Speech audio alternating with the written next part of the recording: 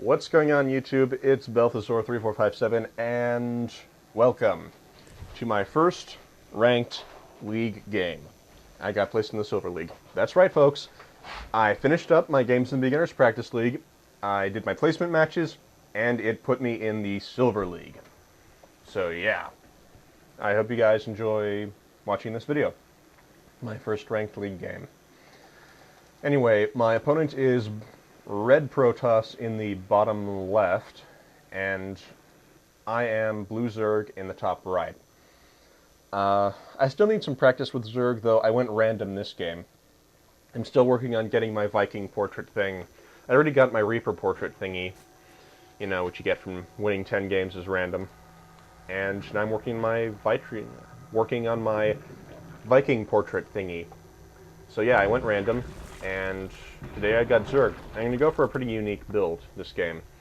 You see, I did a dual extractor trick, and then started building an Overlord, you know, so that those two drones continued to mine minerals while I got an Overlord building.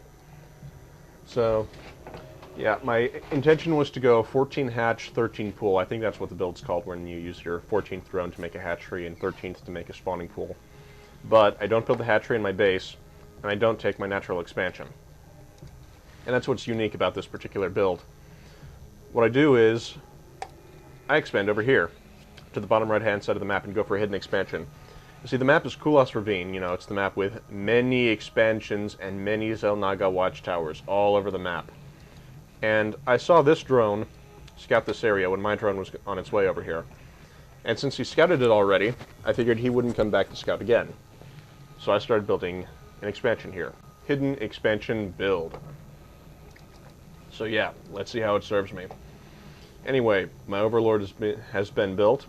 I queue up 3 drones in just a moment. Starting with the, of course I get my spawning pool first. And I'm scouting my opponent's base.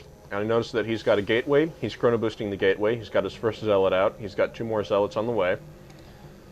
But he's stopped producing probes, and he's got, you know, ample chrono boost, and, you know, okay, he starts building probes again, but he really struggles this game, I think, because of lack of an economy.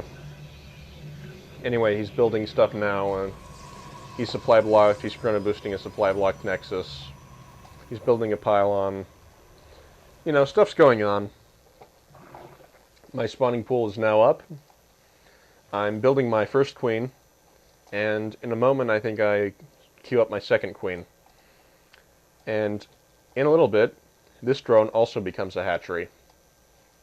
And I go for this gold mineral field expansion. So I go for 3 base Zerg, 2 hidden expansions. I think that's what the build would be called.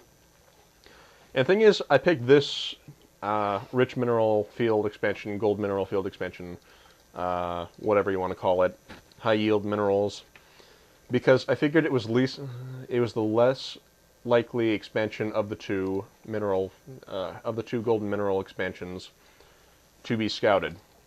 And the reason I figured this was because my opponent was Protoss. And in all the games that I've seen so far, Protoss doesn't seem to like to expand. They seem to like to expand a very, very small amount.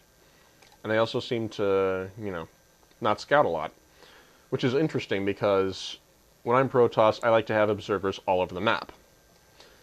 And I think that since this is really my golden mineral field expansion, you know, it's on my side of the map, I figured that if either one of these 2 bases was scouted, it would be this one. And I also figured that it would be quite a while before Zerg took his own rich mineral field expansion, since it's so difficult to defend. So I convert this drone into a hatchery, plop it down right here, and I do that in just a little bit. First, yeah, I got my second queen on the way for my hidden expansion. So yeah, I do that in a moment. Meanwhile, I've got a few Zerglings out, spawning pool is up, larvae is building, I have a second extractor on the way, and I think I either research speed or lair or both pretty soon. I think I haven't researched anything because I'm using minerals for drones and Zerglings. And yeah, I start converting this hatchery into a lair. And the thing is, what I figured I'd do is I figured that, you know, I knew my opponent knew where my main base was. but I also knew he hadn't scouted my hidden expansion. So I figured I'd convert this to my tech building expansion area. So I convert this into a lair instead of my actual main base. And later on I start building my tech buildings here as well. Yeah. I think I build an evolution chamber here first, though. But, whatever. And, of course, my second hatchery, my third hatchery, second one built. I started with one, so. This one's on its way up, and I'm about to claim my opponent's rich mineral field. I figure by the time he scouts it, this will have paid for itself by a long shot, because these rich mineral fields are something you should drool over. And they get depleted pretty quickly, so even if my opponent, this is what I was thinking at the time, even if my opponent does destroy this base, it'll have paid for itself, and I'll probably have depleted the resources so that he can't take it, by the time he scouts it and destroys it. Now, that said, he's already researched Warp Gate, and instead of converting these two into Warp Gates, he's just chrono boosting and spamming units, even though he researched Warp Gate. He's also researching Zealot Charge, though, and he's building a forge now. And he's got this many drones mining minerals. Personally, I don't think that's enough, but whatever. And, oh boy, he has 4 drones from this geyser and 1 drone from this one. So yeah, I think that's what contributes to some stuff that happens later in the game. I think he doesn't manage his macro very much. But that said, this is still Silver League, and I assume Silver League isn't really big and impressive since I got placed into it, because I'm completely new to the game. And that said, I'm also still working on my Zerg macro management, because I'm still having issues with having enough larvae, and it seems that I need to build more hatcheries than, a per expansion basis to be able to supply enough larvae to build everything I want to build. But that said, I have learned how to use creep tumors, and I built some creep tumors here, I built one here, and I start spreading creep across the map pretty quickly. My high yield expansion hatchery thingy is up, and my queen is about to be produced. And, in a little bit, this whole expansion becomes operational. I start mining lots of minerals. Lots and lots of minerals. Meanwhile, my opponent's got an army that's on its way to my base.